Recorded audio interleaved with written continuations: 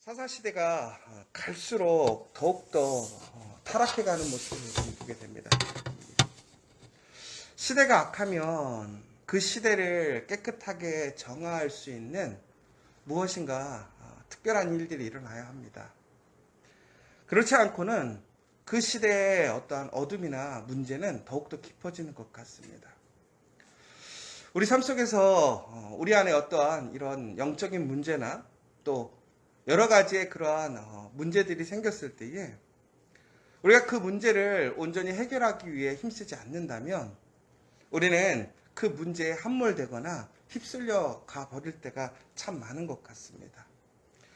특별히 여러분들 우리 심령 가운데서 특별히 우리의 삶 가운데서 우리의 삶 속에 하나님의 말씀이 혹은 우리의 삶의 그 거룩함이 조금씩 무뎌져 가고 내가 세상 사람들과 어떤 세상의 가치관과 또 세상의 삶의 방식과 내 삶이 구별되지 않는다고 했을 때에 우리는 그것을 위기로 생각하고 다시 한번 우리의 삶을 하나님께 온전히 돌려야 될 줄 믿습니다. 그런데 사사시대의 사람들은 오히려 하나님을 바라보거나 하나님 안에서 그들의 삶을 바라보는 것이 아니라 그저 일반 세상의 사람들처럼 더 나아가서는 그 세상 사람들이 생각하는 자기 보기 좋은 대로 그들 또한 행하고 있는 모습을 보게 됩니다. 우리가 어제 미가 이야기를 보았는데요. 미가는 부모 간에, 그러니까 가족 간에 가족을 속이고 또 가족 안에서도 이기적인 탐욕을 앞세우는 모습들을 보게 되었습니다. 그리고 전국에는 세상의 복을 받고자 우상 숭배를 하고 그 우상의 기물들을 만들면서 더 나아가서는 오히려 그것이 그 가정에 화가 되고 그가 받고자 했던 복들을 빼앗기는 모습들을 좀 보게 되었죠. 그리고 레위인 제사장의 그 부패한 모습을 좀 보게 되었습니다. 그리고 또한 단지파의 그런 만행을 또한 우리는 또 보게 되었습니다. 참 안타까운 게 하나님의 사람들입니다. 하나님의 공동체이고 하나님의 거룩한 사람이죠. 그러한 사람들, 특별한 그 사람이 세상과 전혀 구별되지 않습니다. 세상의 모습이 그대로 그 안에 있습니다. 오히려 하나님의 말씀 안에서 더욱더 악하고 이기적이고 개인적인 삶의 모습들을 아주 극명하게 보여주고 있습니다. 중국에는 이것이 개인적인 어떠한 문제로서 끝나는 것이 아니라 이것이 바로 이스라엘 공동체에 영향을 끼치게 됩니다. 이스라엘 정체성에 많은 문제를 야기시키고 있습니다. 오늘 이제 또한 레위인에 대한 이야기가 다시 한번 나옵니다.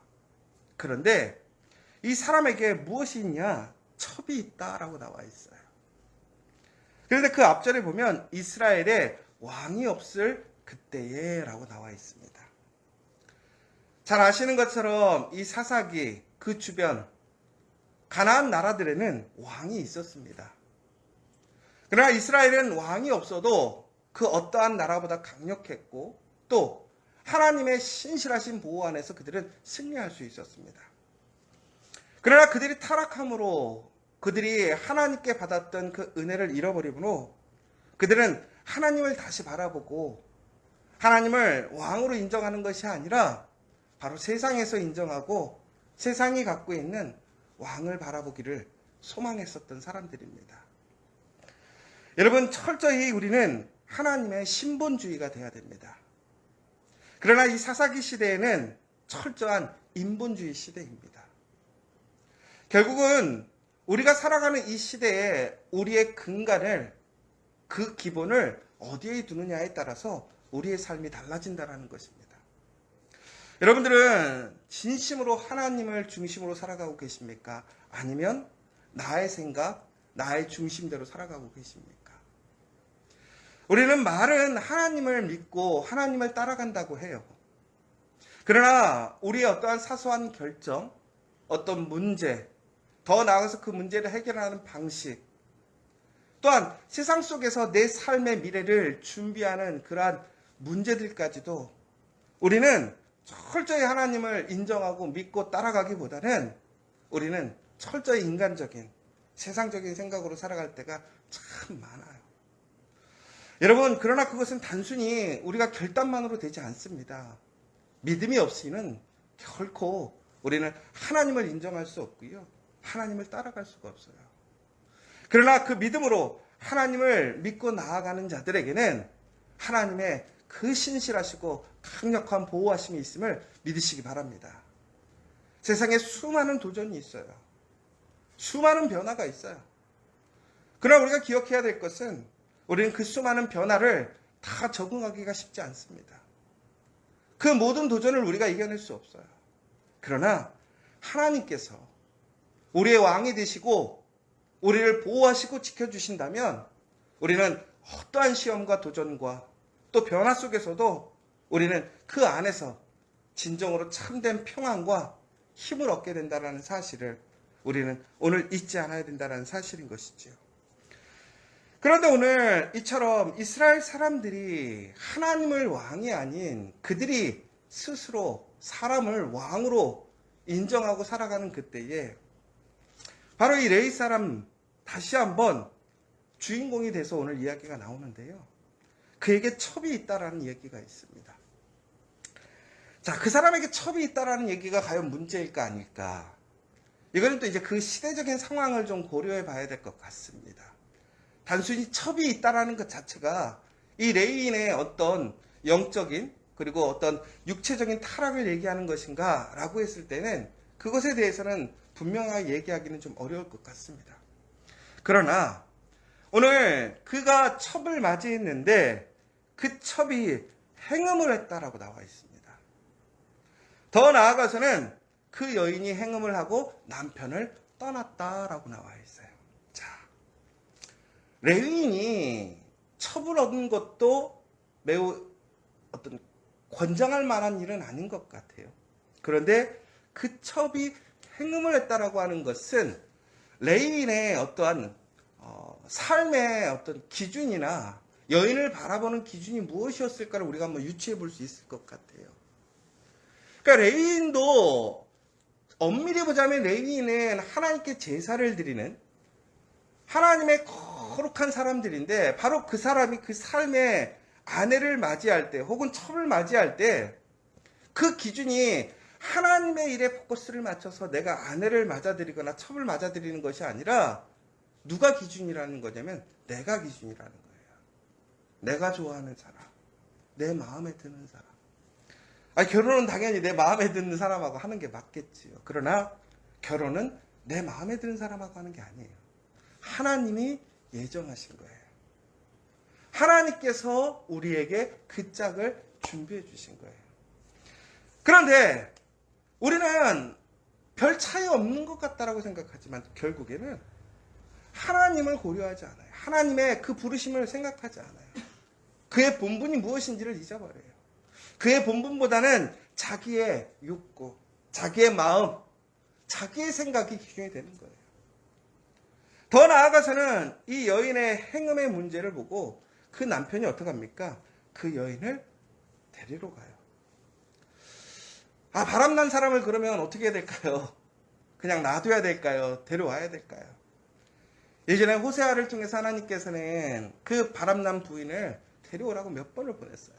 왜? 이스라엘의 영적인 타락을 보여주는 거죠. 그러나 오늘 그러한 의미라기보다는 저는 이 레위인은 그 여인을 진심으로 사랑했던 것 같아요.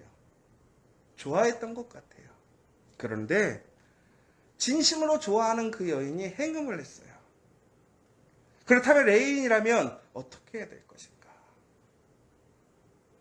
내가 좋아하는 것, 하나님 말씀에 어긋나고 하나님께 영광이 되지 않는다면 여러분 포기하실 수 있겠습니까? 쉽지 않아요. 종국에는 그 아내를, 그 첩을 데리러 이제 그의 장인의 집에 가게 됩니다.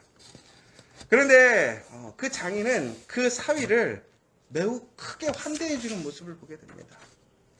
며칠씩 그 집에 유하기를 원하고 종국에는 그 첩과 레위인이 화합하고 다시 화해하는 그 놀라운 일을 만들어가는 과정을 보게 됩니다. 그러면서 이제 이 레이는 그 가정을, 그 장인의 가정에서 떠나서 집으로 돌아가기를 원하는 것이지요. 그런데 장인은 자꾸 그 가정에 머물기를 원하는 거예요. 그래서 왜 그랬을까 생각해 보니까 유대인들의 전통은 나그네들을 대접하는 것을 하나님의 천사를 대접한다라고 생각을 했었습니다. 그러니까 자기 집에 오는 손님 혹은 어려움이 있는 사람들을 돕는 것이 그들은 당연한 일이고 그것이 자신들의 사명이라고 생각했던 것이죠. 그나마 아직까지도 이 장인은 그러한 아름다운 모습을 보여주고 있는 거예요.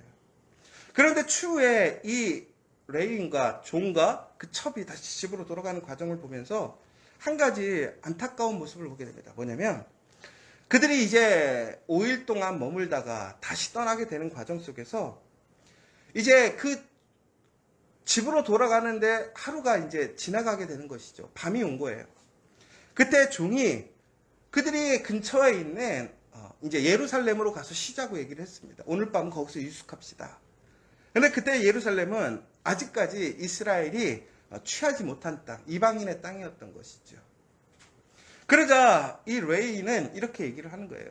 거기는 이방인의 땅이니까 우리 베냐민에 속한 기브아에 가서 쉬자. 여러분, 그런데 여기서 왜 레이인이 이방인의 땅이 아닌 베냐민의 땅으로 갔을까? 전국에는요, 우리는 엄밀히 보면 하나님께서 가나안 땅에서 우리는 이방인들과 섞이지 않고 철저히 구별되어지고 더 나아가서 그들의 땅을 취하여 하나님의 땅으로 만들라는 사명이 있었어요. 그런데 레이인은 오늘 그러한 이유가 아니에요. 이방인과 유대인을 그냥 구별하는 거예요. 하나는 그냥 더럽고 우리는 깨끗하다라는 그냥 이원론적인 생각일 뿐인 거예요. 왜 그러느냐? 하나님의 말씀이 나오지 않아요.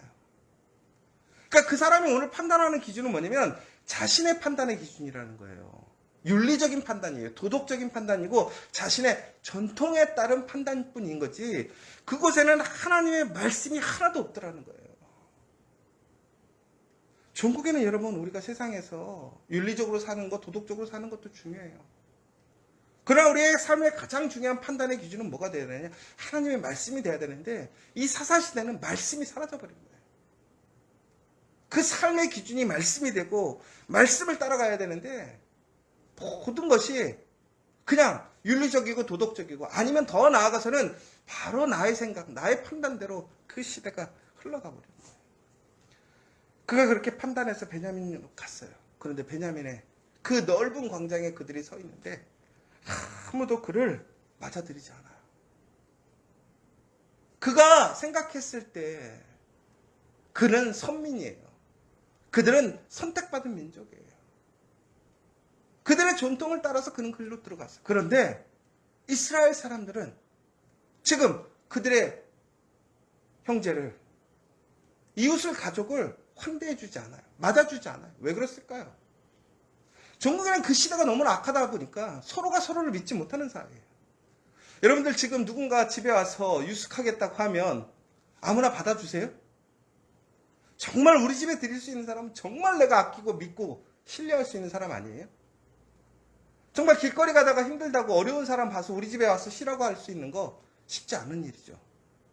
그러나 이스라엘 사람들은 그것을 가장 귀한 일이라고 생각했었던 것이고 가장 중요한 사명이라고 생각했던 거예요. 그런데 이것이 무너졌어요. 왜? 믿을 수 없는 사회가 된 거예요. 불신의 사회가 되었어요. 악이 관영하니까 그 사람을 들여놨다가 무슨 일을 당할지 모르는 거예요. 문제는 뭐냐? 우리가 경계할 수도 있어요. 그러나 이스라엘 사람들 안에서는 한 가족이란 말이에요.